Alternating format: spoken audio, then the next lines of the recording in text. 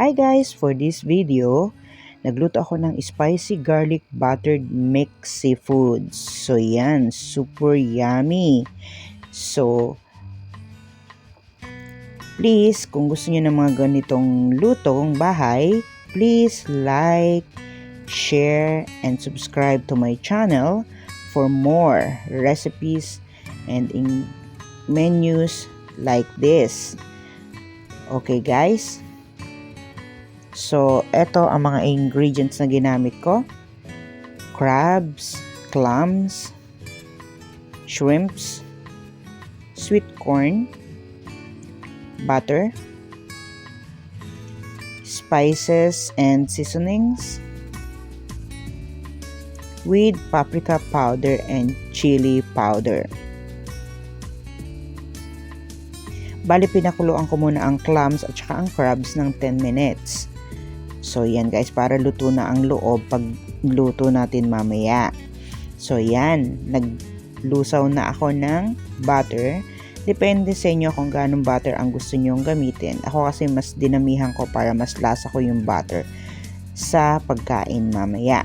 So, yan, pag nalusaw na yan guys, ilalagay na natin ang garlic. So, mas maraming garlic, mas masarap. Ang ginamit ko kasi is 5 to 6 cloves ng garlic. So, yan, pagluto na ang garlic, isusunod na natin ang ginger or luya.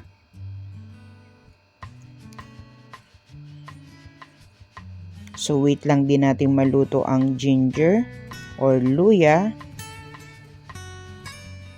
Pantanggal po ng lansa yan, guys. So, yan. Wait lang natin maluto. Yung feeling nyo na amoy nyo na siya. So, yan. Isusunod na natin ang sibuyas or onions.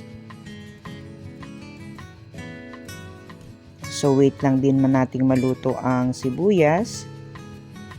Tapos, isusunod na natin ang paprika powder. So, lulusawin lang din natin yan, guys. Puro halo lang muna tayo. Tapos, isusunod na natin ang chili powder. Depende po sa inyo kung ganong chili powder ang ilagay nyo.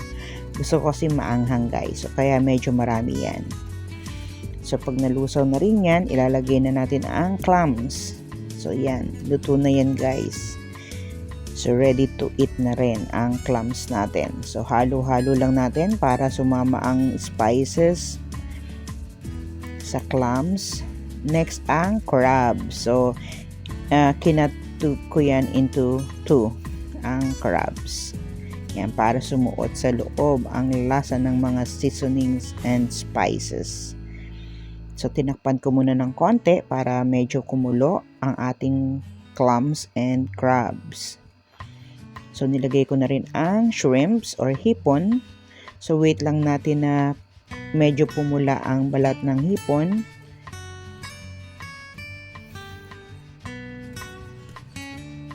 So, halu-haluin natin para mapunta sa ilalim at maluto ang hipon.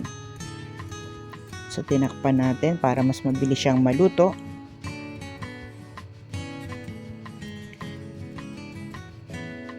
So, halu-haluin. Ayan guys, naluto na ang hipon. So, nagdagdag na tayo ng lemon, pampadagdag ng lasa. Tapos yan guys, yung cornstarch, ayan, nilusaw ko sa tubig para medyo malapot ang ating sauce.